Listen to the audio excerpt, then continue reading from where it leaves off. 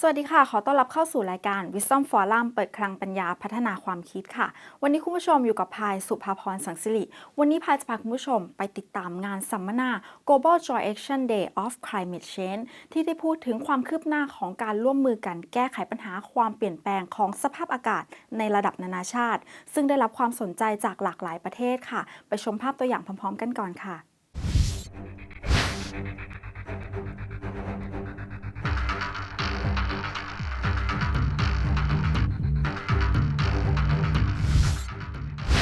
And how will higher sea temperatures affect fishing stocks?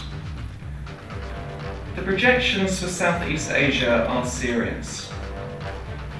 A 77% increase in land area prone to flooding, a 5% increase in drought days, and an 8% decrease in water available for irrigation.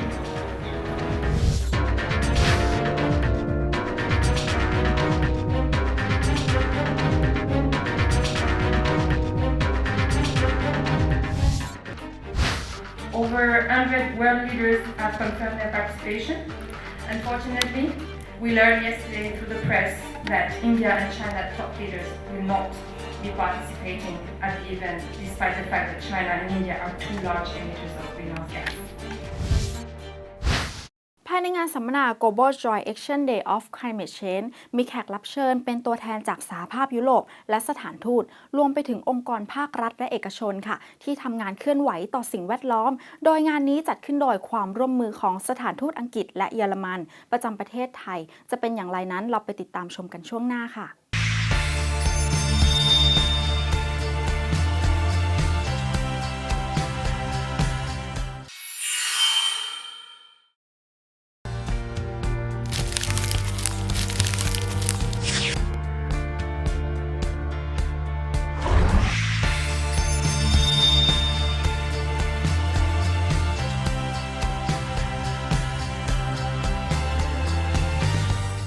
ในช่วงแรกของการสัมมนาจะเป็นการรวบรวมคำกล่าวนำประเด็นจากตัวแทนของสหภาพยุโรปสถานทูตเยอรมันและสถานทูตอังกฤษซึ่งแต่ละท่านค่ะจะกล่าวถึงการทำงานและการเตรียมความพร้อมกับความร่วมมือของการรับมือของปัญหาโลกร้อนประเด็นสำคัญจากตัวแทนทั้ง3ประเทศจะมีอะไรบ้างติดตามชมกันค่ะWe need to have both developed countries to commit themselves to comparable emission reduction and developing countries to contribute adequately according to their responsibility and respective capabilities. On this, I would like to express our sincere appreciation that Thailand has taken steps in preparation for eventual voluntary pledging.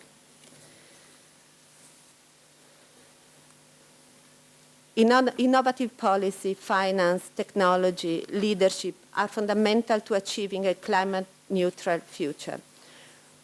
We may not all agree on the best instrument to stop climate change, questioning whether market mechanisms should play a role, this is the European approach, or we may use very diverse means of action and expression. We nonetheless need to work together, remind the world of the scale of the issue we are facing, and of our collective responsibility. I always want to stress collective. This is the key word today in this fora and in similar events that we are carrying out around the world. We now count on your support to help us bringing all stakeholders on board. It is our common interest to push for immediate and more ambitious global climate action for the benefit of our children, of the environment, of our entire society. And with this, I would like to thank you all, wish you a very great day, and I pass the floor to my colleague, Paul Bute, the Deputy Head of the UK Embassy. Great to see so many of you here. Welcome. Around the world, the UK, Germany and the European Union are holding events just like this one to highlight the need to take urgent action to tackle climate change. And here in Thailand, we're delighted that the Ministry of Natural Resources and Environment has joined us for this event here in Bangkok. We have strong cooperation with Thailand on climate change. We work together on green growth, economic policies, energy efficiency, low carbon development, emissions pathways and opportunities to develop alternative energy. We continue to do these events together because climate change is a challenge that, as Luisa was saying, requires collective action, and we'll hear a lot of that phrase over the course of this event. it requires us all to work together. For governments, that means working towards an ambitious, legally binding agreement next year in Paris that commits all nations to dramatically reduce their carbon emissions. To be effective, it needs to be supported by national action aimed at permanently shifting our economies onto a path of low-carbon, sustainable growth. In the UK's case, as well as the European Union targets outlined by Luisa, it involves a legally binding commitment to cut carbon emissions by 80% by 2050. But it also includes spending nearly £4 billion sterling to help developing countries reduce poverty, take up low-carbon development, and adapt to the impacts of climate change. But we also need to look beyond government. Individuals, civil society, businesses, they all have a role to play in building support for climate change action. And building support to shift the way that we produce and the way we consume onto a more sustainable path. The alternative is increasingly unattractive. If we don't act, or if we don't act quickly enough, climate change will bring ever greater risks to human health. It will also bring higher global food prices and slower economic development. To illustrate these risks more clearly, we will be showcasing later today a new tool developed by the British Meteorological Office called Human Dynamics of Climate Change. What this shows are the likely impacts of climate change on critical areas of human activity if we don't take action. For example, how will it affect water availability? And in turn, what effect will that have on crop production and food supply? How will rising sea levels affect coastal communities like those in Thailand? And how will higher sea temperatures affect fishing stocks? The projections for Southeast Asia are serious. A 77% increase in land area prone to flooding, a 5% increase in drought days, and an 8% decrease in water available for irrigation. All this at a time when the population in the region continues to rise, pushing higher the demand for energy, water, and food. This all gives us lots to discuss over the course of the day, and I'm grateful to all our speakers who have joined us. We're very much looking forward to hearing your views and to discussing together as we take collective action against this threat. Thank you very much. Kokumaka. Good morning from my side. I'd like to welcome you also on behalf of the German Embassy here in Bangkok. It is an honor to be part of today's Global Joint Action Day on Climate Change. Ladies and gentlemen, climate change is one of the core challenges of our times. It is indeed a challenge that no individual country can cope with alone. In fact, not even a whole continent can do. What is required, and it has been mentioned before, and it's actually what the title of today's conference suggests, is a global joint action taken by the international community. States and regions must act in a coordinated manner and share their knowledge in order to efficiently reduce the level of global CO2 emissions. Now, this is why we as the EU are very interested in joining forces with Thailand on this issue. Paul Bute has already mentioned that there have been joint initiatives and cooperation in the past. I would like to draw your attention to the chances of an even intenser cooperation in the future.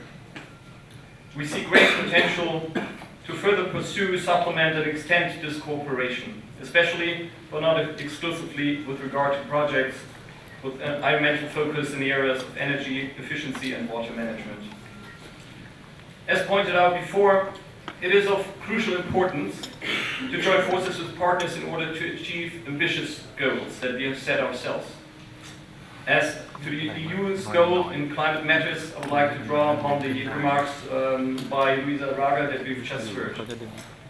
Unfortunately, we are not alone in setting ourselves ambitious goals. We are pleased to hear that Thailand targets to increase the share of renewable energy consumption to at least 25% by the year 2022. Also to reduce the level of energy intensity, that's the energy use per unit of GDP, to 25% below the 2005 levels until 2030 across all economic sectors. And to reduce its overall CO2 emissions by 49 million tons and save the equivalent of 11 million tons of oil through cuts in industrial energy consumption. These are indeed ambitious goals, which Thailand is aiming for. And this certainly offers many opportunities for future cooperation between Thailand and the EU and its member states. Now, climate change will be on the top of the international agenda in the months to come, when ministers and negotiators from all over the world will gather in Lima, Peru in December this year. It will be a crucial moment to advance the international fight against climate change. It is an important opportunity to shape the contribution they will give to reduce their carbon emissions before a definite commitment in Paris. In 2015 then, the United Nations Climate Change Conference, the COP21, will be held in Paris, and we all know that it will be difficult to achieve a legally binding and universal agreement on climate, which includes all nations of the world. Yet, as difficult as it may be, there's no alternative to striving for such a universal agreement. We would be grateful to see Thailand joining forces and working towards an ambitious climate agreement during the upcoming difficult negotiations. Today's conference, ladies and gentlemen, is an important opportunity to raise awareness for the challenges that lie ahead and to discuss possible areas of shared interest and of future cooperation. I wish us all a successful conference with new insights and interesting discussions in the hours to come. Thank you very much for your attention. Thank you.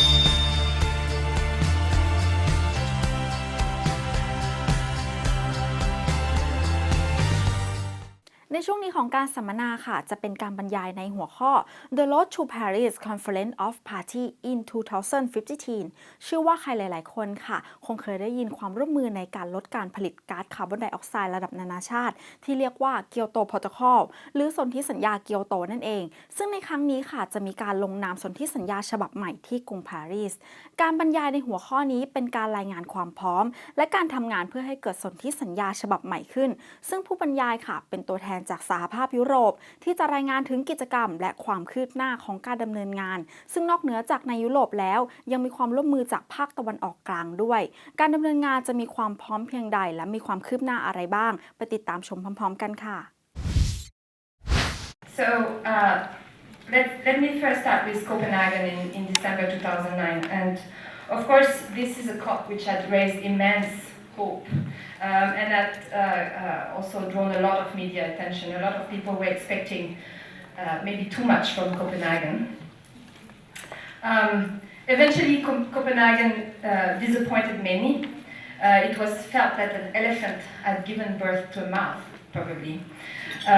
Because why do we say that? Because the Copenhagen Accord is a non-binding document which was negotiated by the leaders of a group of some 30 major economies, so only 30 countries compared to all the parties that are sitting in the UNFCCC. The accord was not adopted as a UN decision, but was subsequently endorsed by over 140 UNFCCC parties. However, what is important to realize is that all key elements of the Copenhagen Accord were subsequently formalized as a UN decision in the 2010 Cancun agreements, which also further strengthened the international climate regime in terms of institutional governance and action. So what did Cancun offer to the public at large and our all the parties participating? Well, firstly, the Cancun agreements acknowledge for the first time in a formal UN decision that global warming must be kept below 2 degrees Celsius compared to the pre-industrial temperatures. And the national emission reduction commitments by different countries for 2020 made so far were also anchored in this UN document. Cancun also recognized that these pledges are collectively not sufficient and that overall efforts need to be scaled up in order to stay below the 2 degrees threshold. Secondly, the conference strengthened the requirement for greater transparency of national climate change action through stronger rules for monitoring, reporting, and verification, MRV, for those who are familiar with the acronyms. MRV, as we call it, is important for building trust among parties so that we can ensure that all parties are delivering on their commitments, whether it's on reduction pledge or financial commitment. And as such, developed and developing countries alike will report on their national emission reduction efforts every 2 years, and these reports will be reviewed at international level. This will help ensure that the quality of the information provided allow open exchanges between parties and build mutual confidence that all countries are seriously engaging in action to mitigate their emission.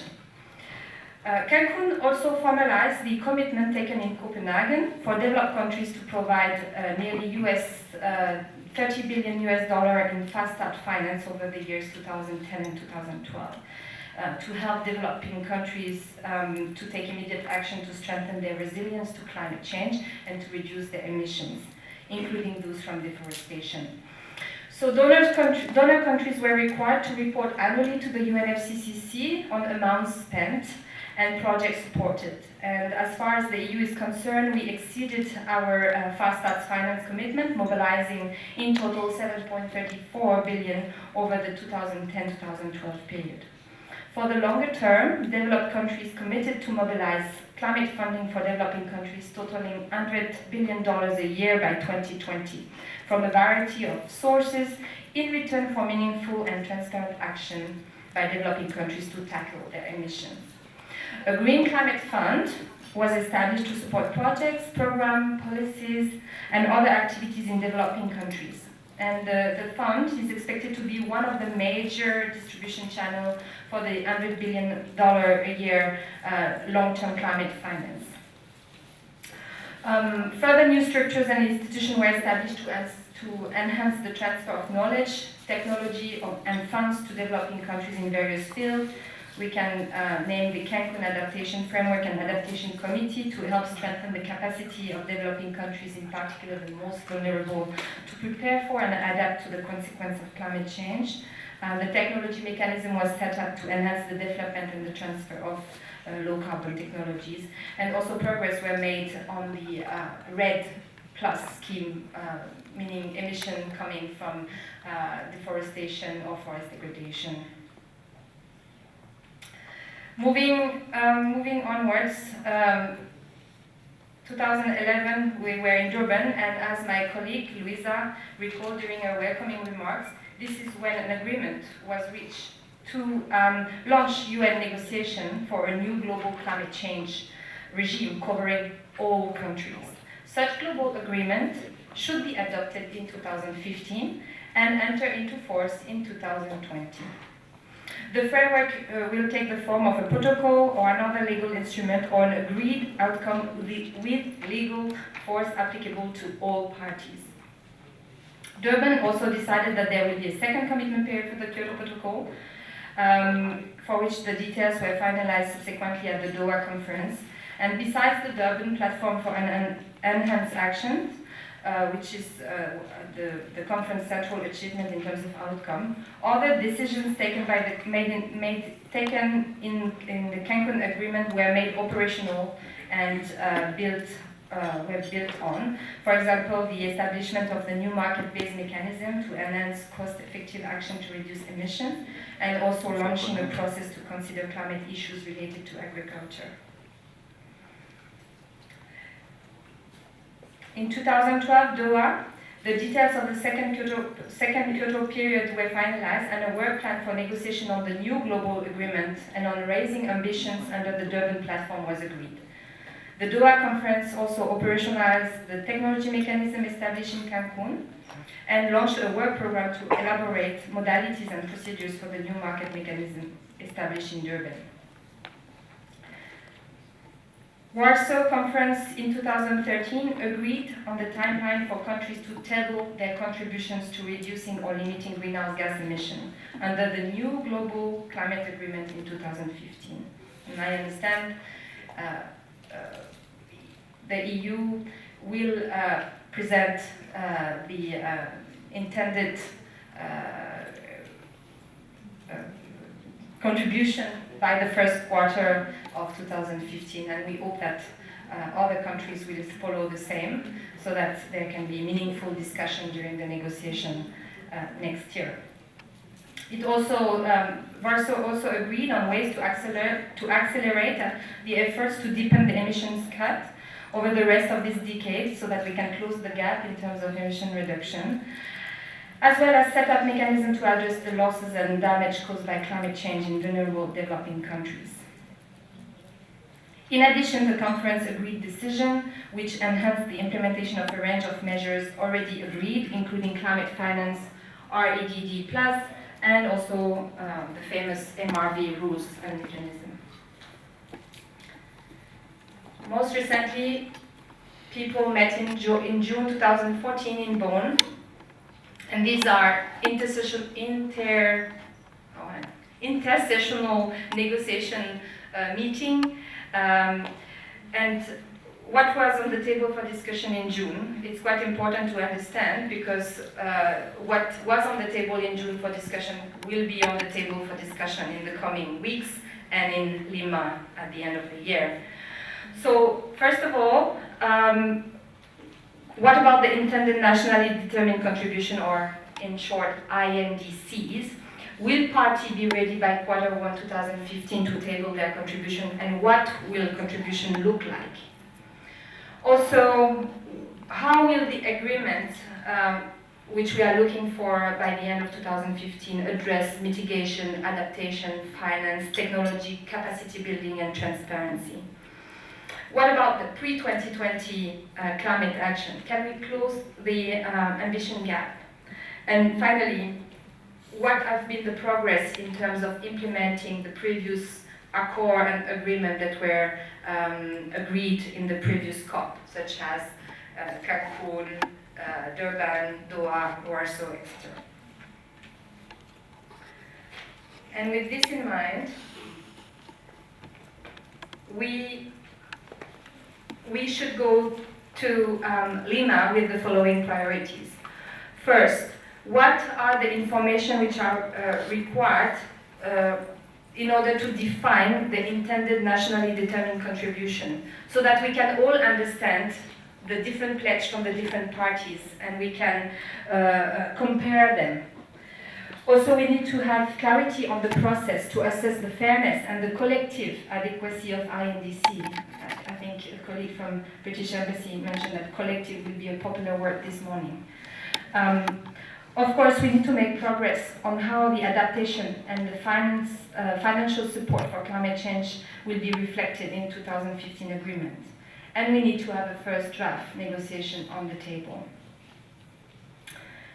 This will help us to go to Paris at the end of 2015, for which the major objective, as it was reminded many times this morning, is to reach a global agreement with long-term goal consistent with science in keeping global average temperature increase below the 2 degrees Celsius versus pre-industrial levels.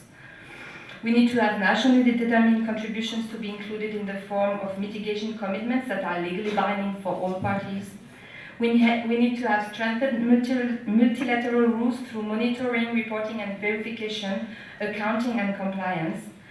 And we also need to have mechanisms to regularly consider global level of ambition so parties can raise their own ambition if wished and if necessary.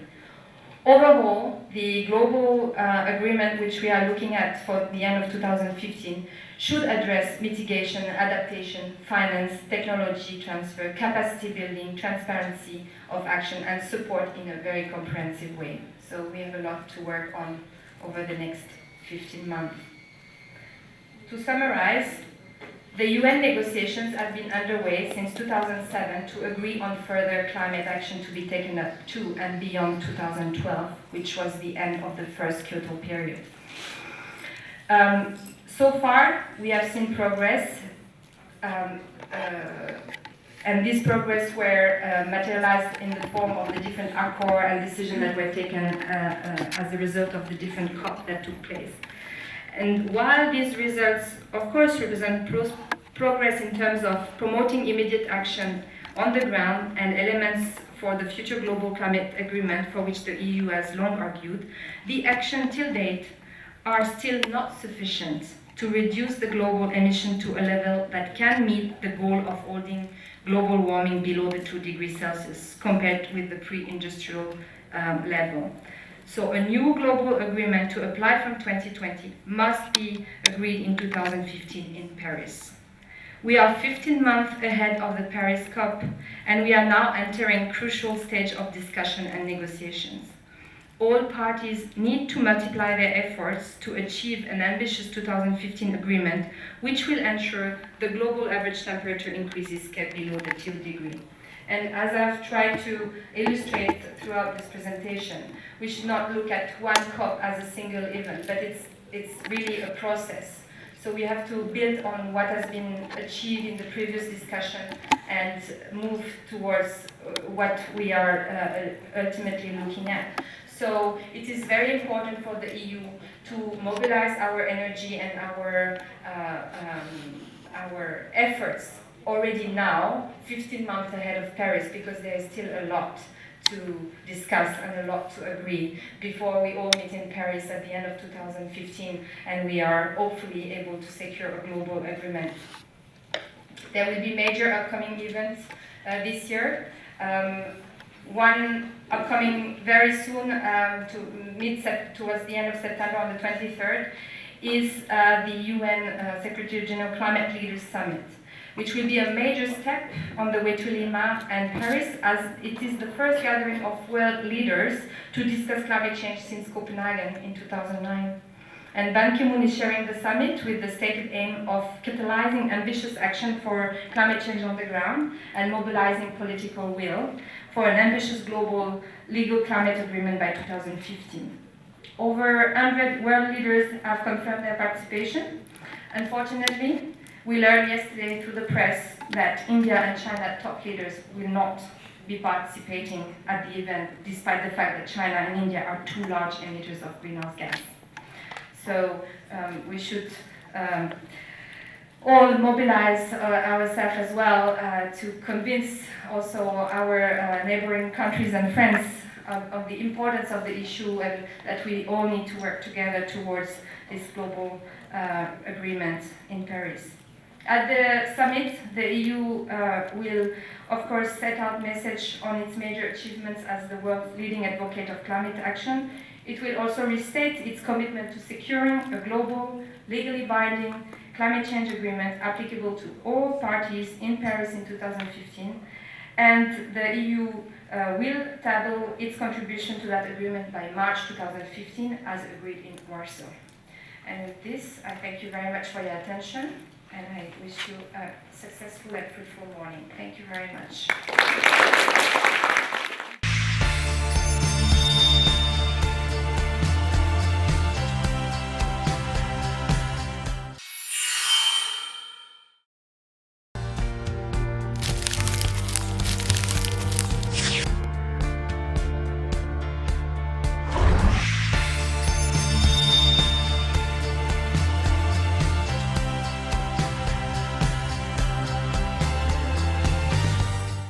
ในช่วงสุดท้ายของงานสัมมนาค่ะจะเป็นการบรรยายที่มีชื่อว่า Human Dynamic of Climate Change เป็นการพูดถึงความเปลี่ยนแปลงของทรัพยากรสภาพอากาศที่คนทั่วโลกจะต้องเผชิญซึ่งกล่าวถึงปริมาณน้ำที่ทำให้ความต้องการน้ำในบางพื้นที่เพิ่มขึ้นรวมถึงการประเมินสภาวะน้ำท่วมและระดับน้ำทะเลซึ่งมีผลกระทบต่อคนทั่วโลกมากขึ้นเรื่อยๆค่ะทำให้การวางแผนเพื่อเยียวยาและป้องกันส่วนสถานการณ์ของไทยและประเทศอาเซียนจะเป็นอย่างไรนั้นเราไปติดตามชมกันค่ะFirst of all, thank you very much for the opportunity to come and speak to you today. We've heard a lot today about the need for urgent action globally, nationally, if we were to avoid dangerous climate change. That word collective again, we've heard a lot about working together in order to do that. But what would happen if we didn't? What would happen if we did nothing? If we continued business as usual with no attempt to mitigate, no attempt to adapt to climate change. And that's what I'm here to present today. I'm delighted to present you with the Human Dynamics of Climate Change map, which has been produced by the UK's Met Office. Now, I hope you've all had a chance to pick up a copy. There's a stack of them outside if not. What it's going to show is a business as usual world, i.e. one that we have taken no action to mitigate, no action to adapt. And it will show you what the effects of climate change will be by the end of the century in that world. What it will also show is just how transnational climate change impact is on this globalized world where trade and movement of people mean that no country can be considered in isolation.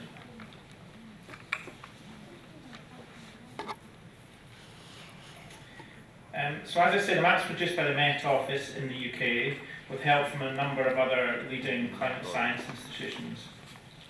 Its aim is to present climate change impacts in the context of human activity so that the relevance of the impacts can be interpreted for everyday life. What it will allow you to do is make connections between climate impacts and the potential security outcomes across a range of areas that you can see in this circle here.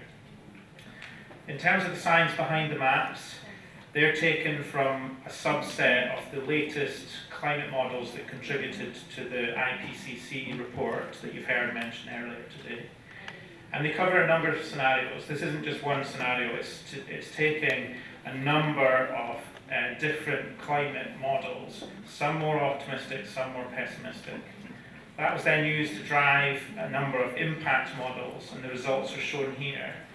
And what you'll see on the back of the map when you get a chance to look at it is the range of those models. So there's some uncertainty here. As I say, some models show a more positive impact and some show a more negative one.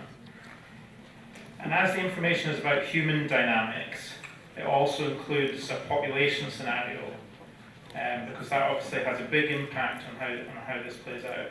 We've chosen a middle-of-the-road population scenario. Again, there are those that are more optimistic and those that are less optimistic. This is the map here. It looks a bit difficult to see on the screen, but I hope you've got a chance to have a look at it in a bit more detail afterwards. So this is the central map, if you have this in front of you. This shows the present day. And this is to set the context. What's the world like today? What stresses do we face today? And just to explain quickly what it shows, the purple areas on the map show population, so where everybody lives now today. The yellow-brown colour is areas where there are already water stress issues. The map also shows agricultural trade for 4 major crops: wheat, maize, soybean and rice. Up arrows indicate a country that exports that crop, so large exporters of those crops. And the down arrow indicates a major importer. And the reason why that's on there is really just to show the importance of trade, how dependent we are on each other. And that means that a climate change impact in one part of the world can affect countries elsewhere. It also shows fish catch, it's not easy to say, with the little pictures of the fish. The bigger they are, that indicates the larger volume of fish that are caught annually in those areas. that's obviously an important source of food for lots of communities, and this helps us to understand which oceans are the most important for that food source. It also indicates where glaciers are, because in many parts of the world, glaciers are an important part of the water security picture. What else is on the map? It shows those regions which are exposed to tropical cyclone activity, including Southeast Asia. It shows states which appear on the Fragile States Index, which are the ones outlined in red. That's an indicator of governance, essentially, and therefore the ability of a country to respond to extreme weather events or adapt to the long-term changes in climate. It also shows the major ports, airports, shipping routes and maritime choke points of the world. And again, that comes back to the reliance that we all have on global trade.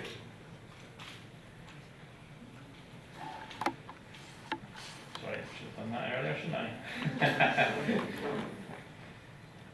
Okay, so around the edge of the map, there's 6 more maps, smaller maps, and what they show is 8 different climate impacts. I'm going to run through them really quickly just to explain what they show. The first one is runoff. Now, runoff is the water available to use from rain, from precipitation, but taking into account losses due to evaporation. This is obviously critical to water security. The changes in weather patterns and an increase in temperature. There are some regions that will see a big decrease in runoff, although there are some that actually show an increase. Related to this is water demand. So water demand for irrigation is the amount of water that crops need to meet their water requirement. So in a warmer world, crops will need more water, so the demand for water will increase, and you see this in every single region of the world under this map. So it shows average, the next one is average crop yield. So this is in regions where at least 1% of the global production of that crop is grown. The range of projections for crop yield is large amongst the different models, and so you see some increases and some decreases in wheat, in rice, and soybeans. Maize, however, is a decrease almost everywhere. What it doesn't account for, though, is variability, and drought affects this. So, although the average yield may increase, the number of drought days on average will go up across the world. For flood frequency, and I'll come on to this in a bit more detail because it obviously has particular relevance for Southeast Asia. It's a mixed picture, but large regions of the globe will see increases in the frequency of floods, while a few areas may see a decrease. That's for inland flooding.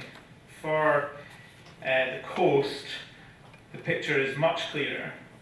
Globally, tens of millions of people will be additionally subject to floods due to a combination of sea level rise and population increase, assuming that we don't adapt to climate change. The last two indicators show that the temperature of the warmest day of the year will also increase globally. That means more frequent and more severe heat waves. And finally, sea surface temperature. So the temperature of the surface of the ocean will also increase. If you combine this with the acidification of the oceans, this threatens marine ecosystems and consequently is a great concern for those countries which depend on fish stocks. Finally, just to mention again, all these changes take place as the global population increases and demands on resources rise as a result. So let's take a break from the global picture and zoom in a little bit, take a closer look at what the map tells us about Southeast Asia. So this map on the screen at the moment shows the present day. What we find is areas of high water stress already.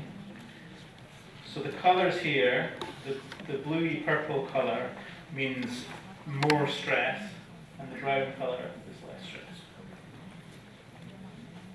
It's an important region for rice exports, and it's an important region for fishing. It's exposed, as I've mentioned, to tropical cyclones. It's a significant maritime transport region. There's some large ports shown on the map, but also the Straits of Malacca, which is a maritime choke point. And the population continues to increase, so the pressures will only grow. If I look at each of the things in turn, just very quickly, and how this is going to change. So the colour, as I mentioned at the background of the map, shows the geographical spread of change. So some areas will be affected differently than others. So blue is the biggest impact and brown is the least. What the icon shows here is the average value across the region. So if you take all the climate maps that are put together, the average for the region for water runoff is -8%. The other two figures show the uncertainty. So some models came down as far as -15 and some were as positive as -5. But it's worth remembering that both are negative. So what that means in a region where we already know that there are challenges with water security, that runoff of water is projected to decrease. That means there will be less water available than there is today. Moving on to the related theme, water demand for irrigation. So at the same time as the availability of water decreases, the demand for water from crops will increase. Again, if we look at the average, it's 10% across the region. Again, there's both regional variation here shown by the colours, and there's variation between the models, one of the models even coming out as a positive result, as a negative in this case rather, -2%. But on the other hand, the other one coming out at 21.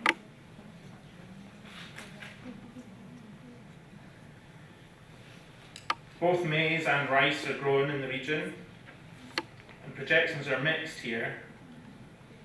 So maize, which is the red icon, is projected to decrease on average by 15%.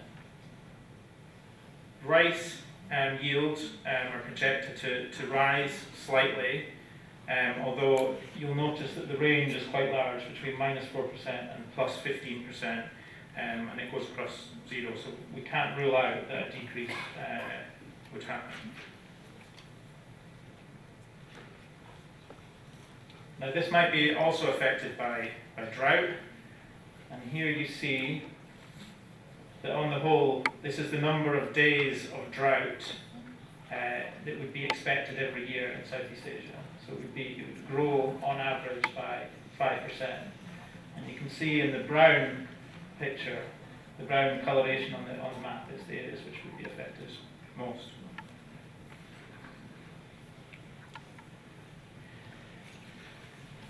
Now, moving on to flooding, it's obviously already a serious risk in many places in Southeast Asia, as you know well from recent years in Thailand.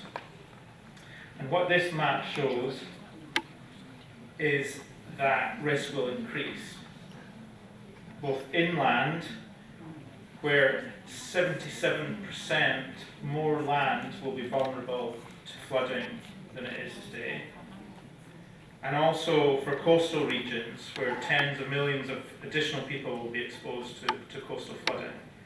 So in Thailand, if you have a look, that figure is just under 2.5 million additional people. But you'll also see there's some bigger figures for some neighbouring countries, and obviously that has the potential to affect Thailand too, through disaster cooperation, migration potentially.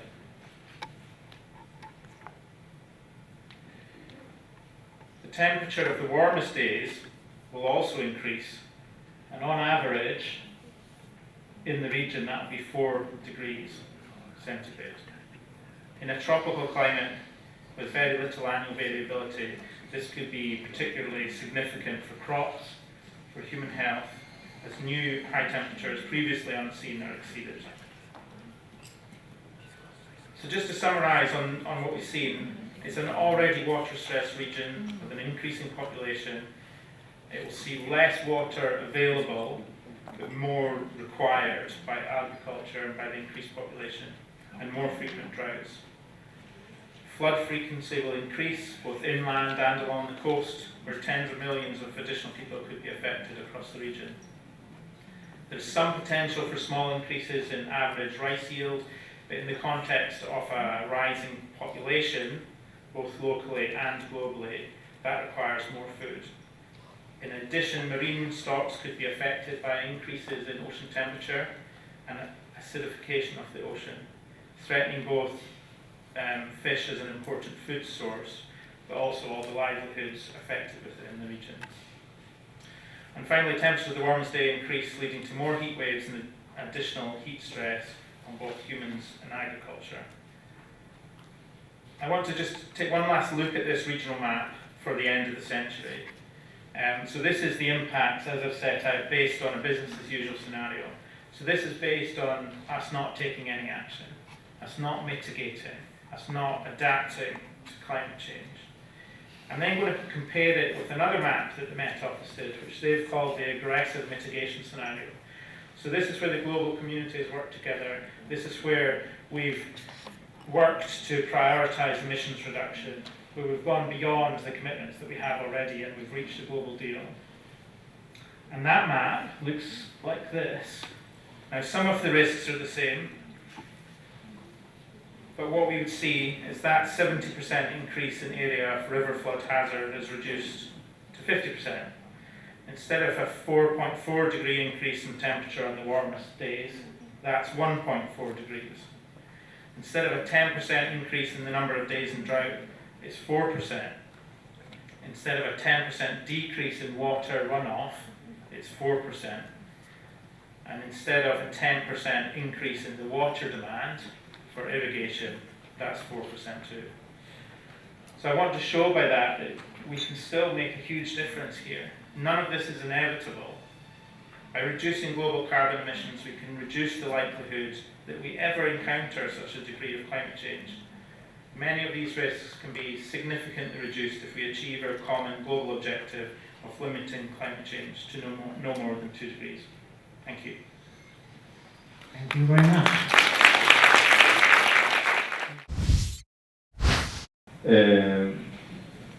One of the problems is also people are very resistant to change. People don't like to change once they have come to be comfortable with something. It's very difficult to sort of move them out of that comfort zone.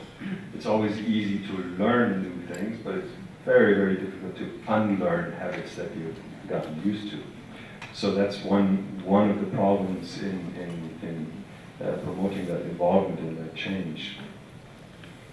So when a situation becomes uncomfortable, people take action, not when they are comfortable and see, for the good of the world or for saving the climate, I will engage in this and that.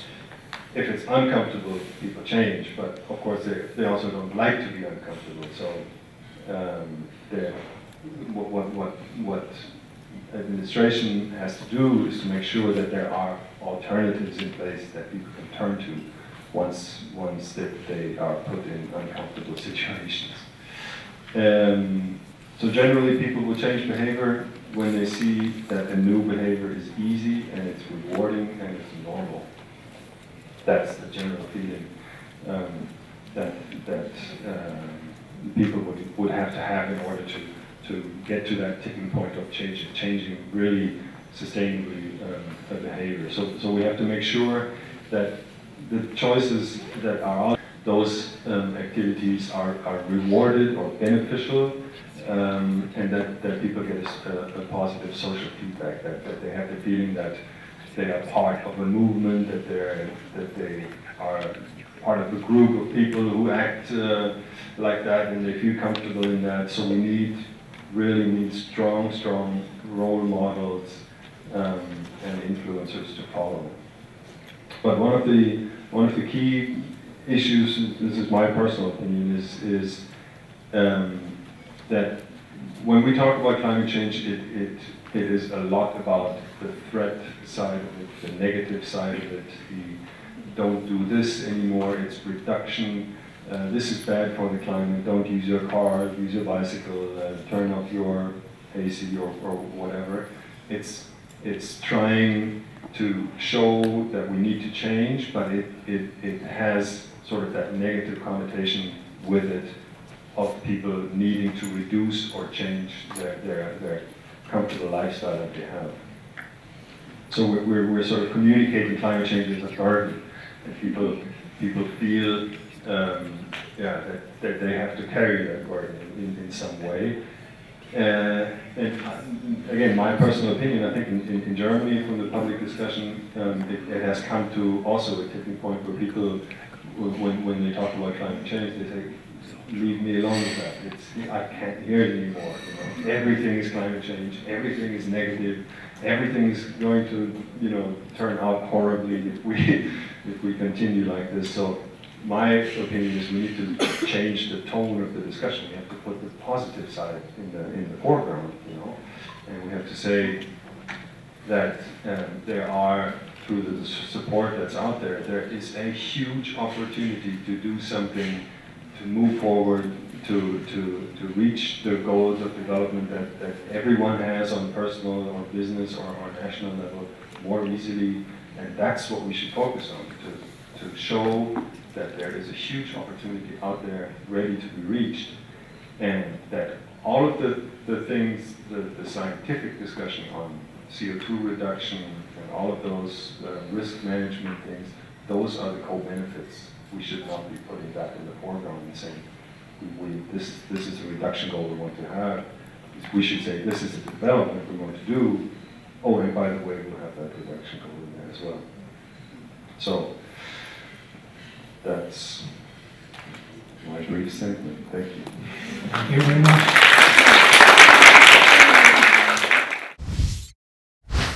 นี่เป็นเพียงหนึ่งแนวทางในการแก้ไขปัญหาของภาวะโลกร้อนค่ะแต่ความจริงแล้วเราควรที่จะแก้ไขปัญหาที่ตัวเราเองก่อนสำหรับวันนี้รายการ Wisdom Forum ได้หมดเวลาลงแล้วกลับมาพบกันใหม่ในครั้งหน้าค่ะวันนี้พายและทีมงานต้องลาไปก่อนสวัสดีค่ะ